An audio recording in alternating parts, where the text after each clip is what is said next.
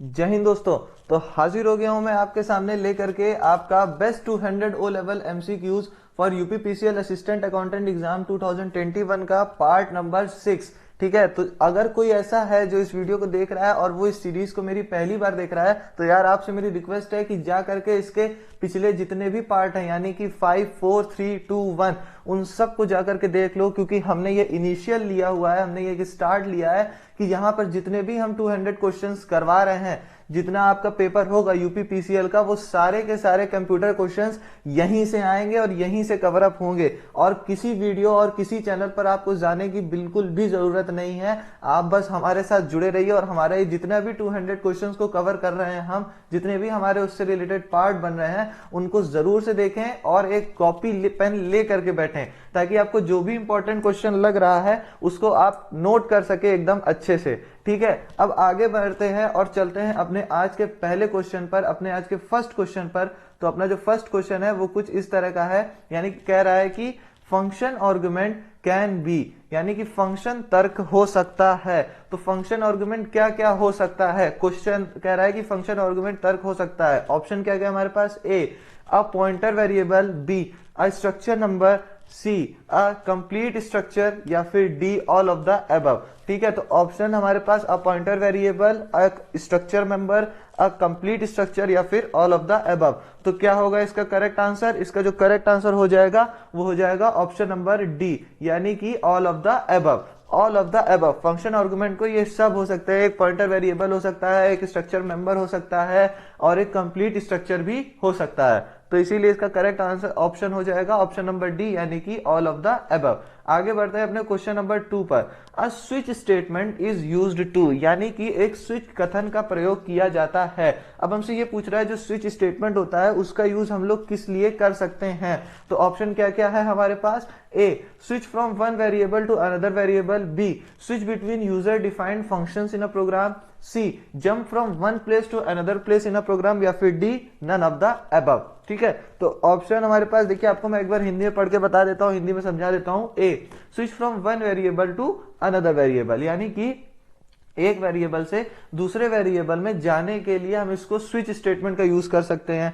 ठीक है, B switch between user defined function in a program, यानी कि यूजर डिफाइंड फंक्शन, जैसे जो यूजर डिफाइंड फंक्शन जो होते हैं किसी प्रोग्राम में, तो उसमें हम एक जगह से दूसरी जगह जाने के लिए हम लोग यूज कर सकते हैं। या फिर option C jump from one place to another in a program, या फिर हम एक जगह से दूसरी जगह जाने के लिए किसी प्रोग्राम में इसका यूज कर सकते हैं, या फिर option number D none of the above, यानी ऊपर में से कोई भी नहीं। ठीक है, तो करेक्ट आंसर इसका क्या हो जाएगा, स्विच स्टेटमेंट का यूज क्या होता है। फिलहाल यहां पर जो ऑप्शन दिए गए हैं उनमें से कोई भी करेक्ट ऑप्शन नहीं है, इसीलिए इसका करेक्ट आंसर होगा ऑप्शन नंबर डी, यानी कि स्विच स्टेटमेंट का यूज क्या होता है ये आप लोग कमेंट करके बताइए। आपको पता होगा, मुझे पता है आपको पता है, तो आप इस चीज को कमेंट करके बताइए। प्रैक्टिकल का क्वेश्चन है, जितने लोग किए हो जल्दी से बताओ। ठीक है, आगे बढ़ते हैं अपने क्वेश्चन नंबर 3 पर। How can we describe an array in the best possible way, यानी कि हम किसी सरणी को सर्वोत्तम संभव तरीके से वर्णन कैसे कर सकते हैं।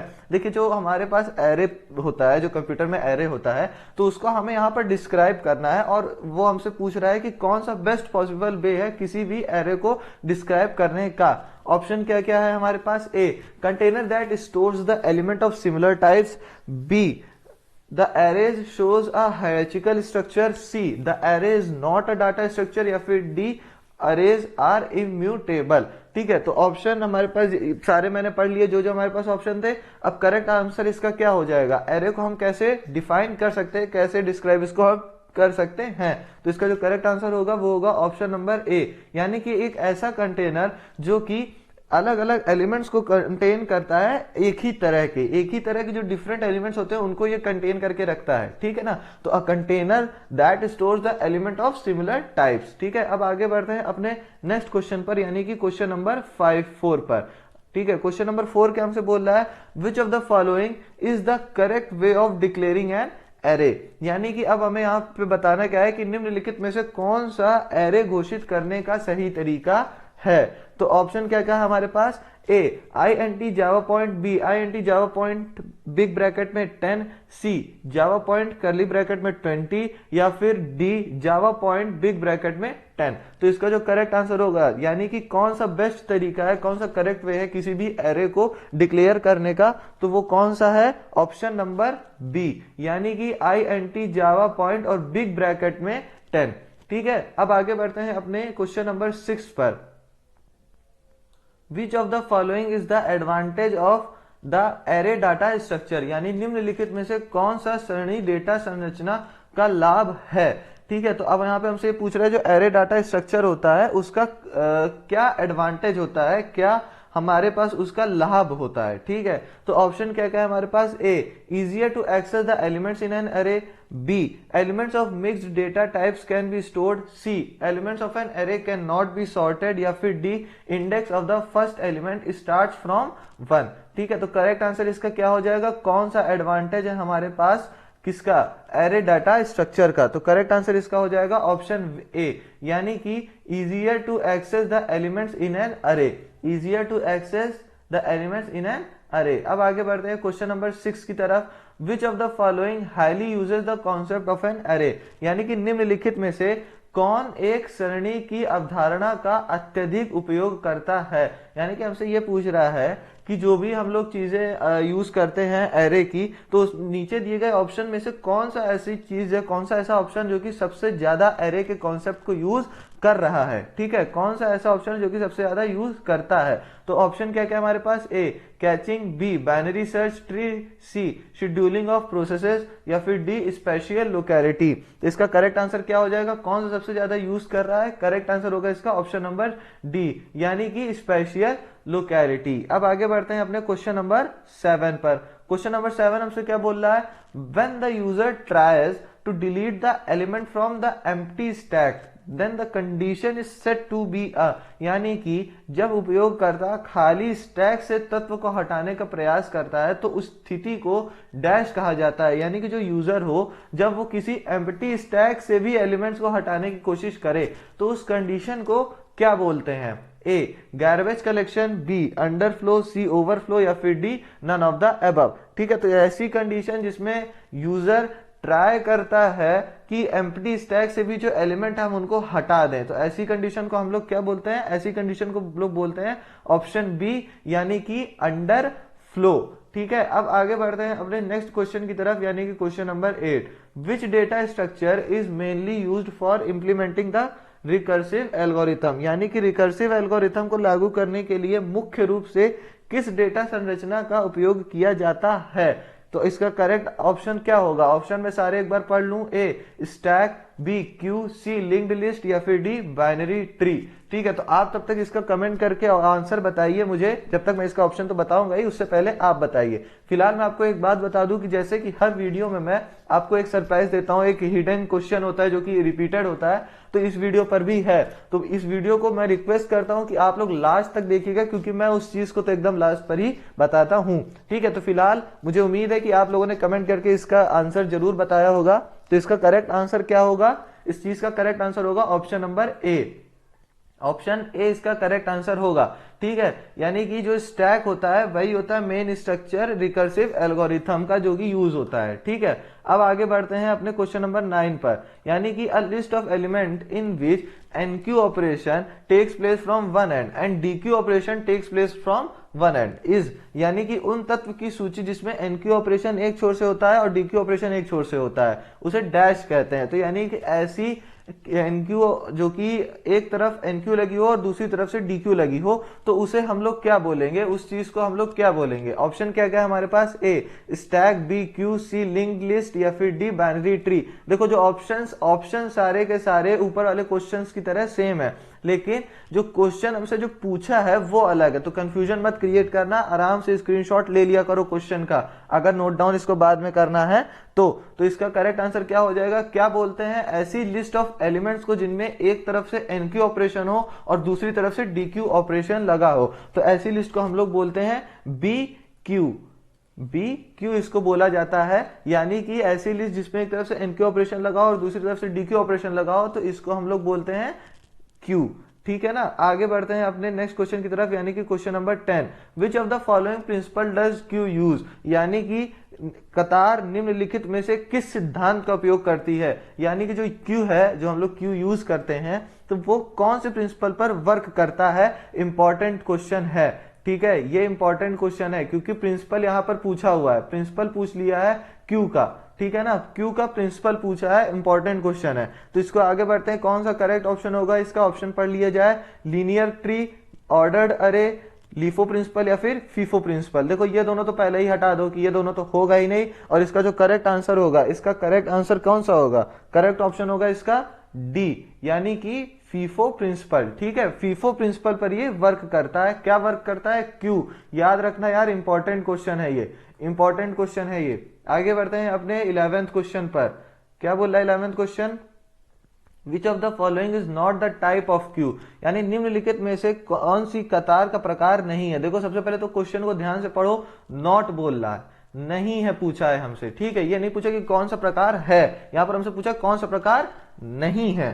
ठीक है, तो करेक्ट आंसर इसका क्या होगा, ऑप्शन हमारे पास A single ended queue, B double ended queue, C linear queue या फिर डी सर्कुलर क्यू। तो इसका जो करेक्ट आंसर होगा, यानी कि जो प्रकार नहीं है, यानी जो टाइप नहीं है, उसके बारे में हमसे पूछ रहा है, तो कौन सा टाइप नहीं होगा, इसका करेक्ट आंसर हो जाएगा option number A, option A, यानी कि सिंगल एंडेड क्यू। हम लोगों ने अभी ऊपर ही पढ़ा कि दो एंड होने चाहिए, किसी भी क्यू के दो एंड होने चाहिए, तभी वो क्यू कहलाता है, जिसमें से एक तरफ लगता है एन क्यू और दूसरी तरफ से लगता है डी क्यू। ठीक है, याद रखना, ऐसे ही क्वेश्चन को मैच कराया जाता है। ठीक है, अब आगे बढ़ते हैं नेक्स्ट क्वेश्चन की तरफ, यानी कि question number 12, how many queues are required to implement a stack. देखो अब यहां पर ये भी प्रैक्टिकल से रिलेटेड ही क्वेश्चन है। ठीक है, क्या है, बोल रहा है कि स्टैक को लागू करने के लिए कितनी कतारों की आवश्यकता होती है, कितने कतारों की आवश्यकता होती है किसी भी स्टैक को लागू करने के लिए। ऑप्शन क्या क्या है हमारे पास, ए 1, बी 2, सी 3 या फिर डी 4। तो इसका करेक्ट आंसर क्या हो जाएगा, कितनी कतारों की आवश्यकता होती है, करेक्ट आंसर होगा इसका ऑप्शन नंबर बी, यानी कि 2।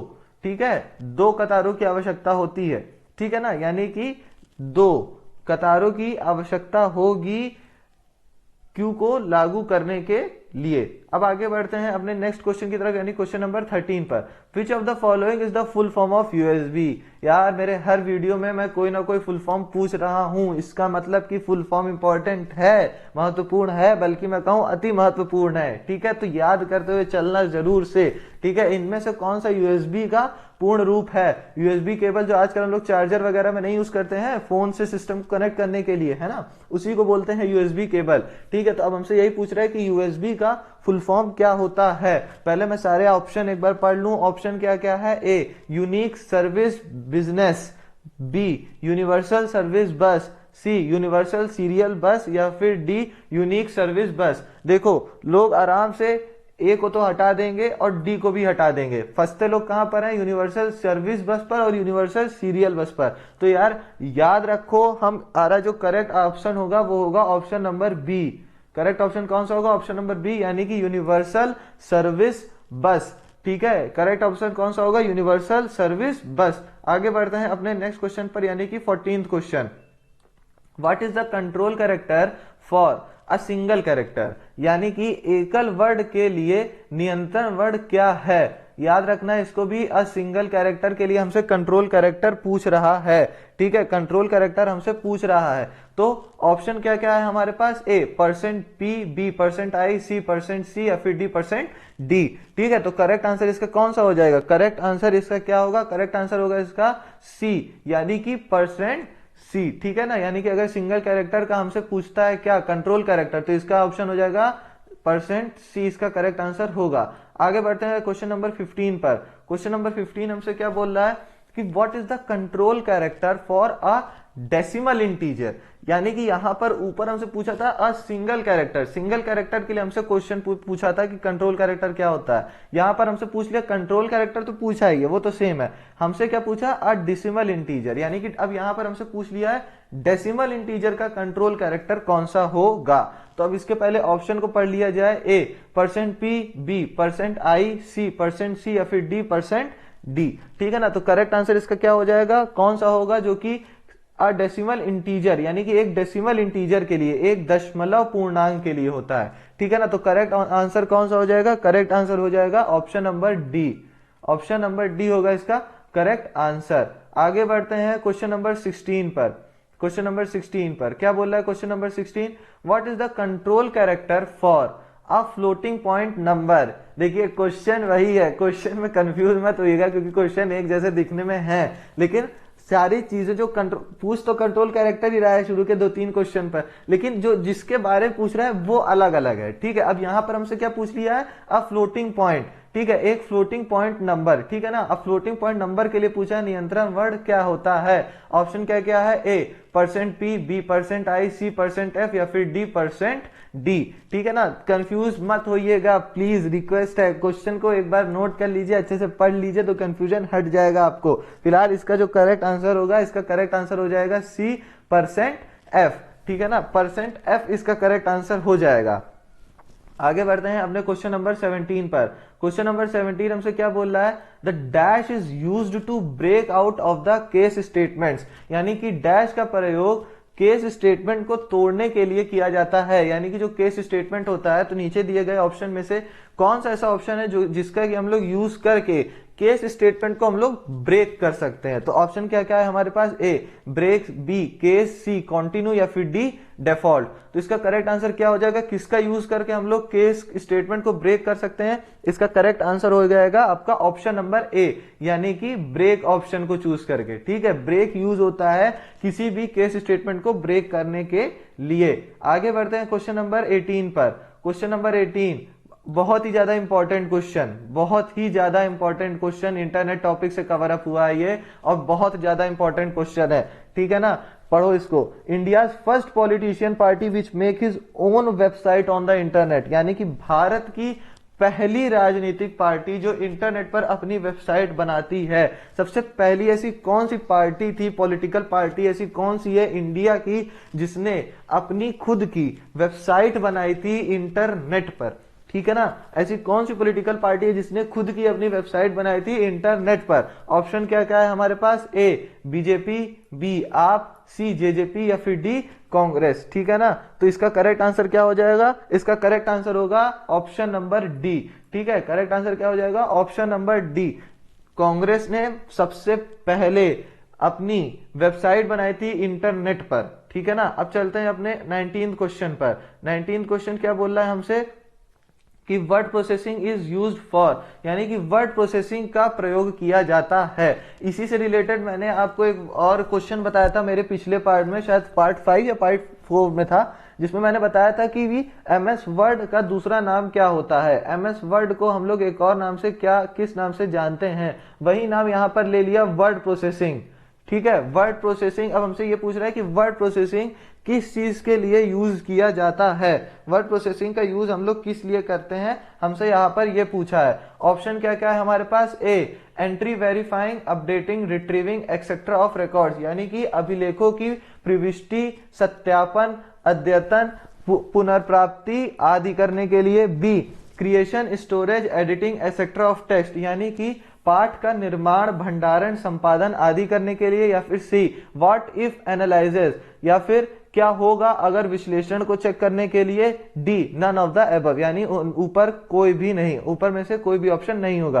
तो देखिए क्या होगा इसका करेक्ट आंसर, किस लिए हम लोग यूज करते हैं? इसका करेक्ट आंसर होगा ऑप्शन नंबर सी, यानी कि व्हाट इफ एनालिसिस करने के लिए। ठीक है, आगे बढ़ते हैं। वैसे तो इसका ऑप्शन नंबर बी भी हो सकता है। ठीक है, ऑप्शन नंबर बी भी इसका हो सकता है। अगर आप लोग चाहें तो इसको ही कर लीजिए, इसको मत करिएगा, व्हाट इफ एनालिसिस मत करिएगा, ऑप्शन नंबर बी करिएगा, creation, store, editing etcetera of text. ठीक है ना, क्रिएट करते हैं, स्टोर करते हैं और एडिट भी करते हैं टेक्स्ट को। इसका मैंने आपको इससे पहले भी एक क्वेश्चन करवाया था।